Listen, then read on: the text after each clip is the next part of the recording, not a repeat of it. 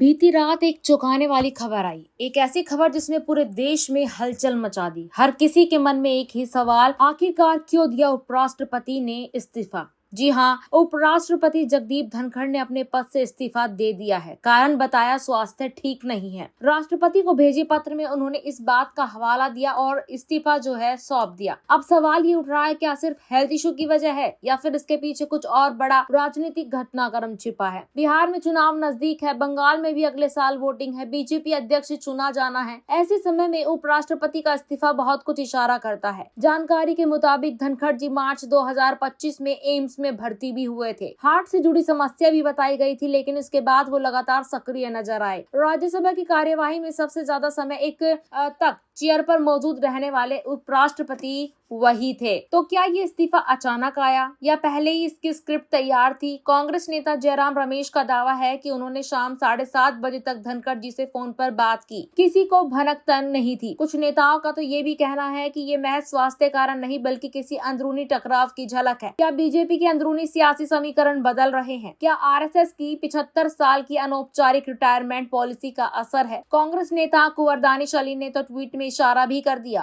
क्या अब योगी आदित्यनाथ को उपराष्ट्रपति बनाया जाएगा? हालांकि ये चर्चा सियासी गलियारों में हल्की फुल्की नजर आती है, लेकिन कयासबाजी जोरों पर है। कोई मनोज सिन्हा का नाम ले रहा है तो कोई किसी महिला मंत्री का, ताकि महिला वोटरों को संदेश जीत दिया जा सके, या फिर कोई दलित चेहरा बिहार के चुनावी गणित में फिट किया जाए। संविधान कहता है कि राष्ट्रपति के इस्तीफे के बाद 6 महीने में चुनाव जरूरी है, लेकिन उपराष्ट्रपति के लिए ऐसी कोई बाध्यता नहीं है। धनखड़ जी ने ऐसे समय इस्तीफा दिया जब संसद का मॉनसून सत्र चल रहा है, यानी चुनाव कराना अब आसान होगा। अब तक देश के केवल 4 उपराष्ट्रपति हैं जिन्होंने अपना कार्यकाल पूरा नहीं किया। धनखड़ जी अब उसी सूची में शामिल हो गए। तो स्वास्थ्य कारण एक वजह हो सकती है, लेकिन सवाल अभी भी बाकी है, क्या यह कोई बड़ी राजनीतिक तैयारी का हिस्सा है? क्या आप कोई बड़ा चेहरा राष्ट्रीय राजनीति में उभरने वाला है? आपका क्या मानना है? क्या आपको लगता है कि इस्तीफे के पीछे केवल हेल्थ का मसला है या फिर कुछ और? कमेंट में जरूर बताएं। धन्यवाद।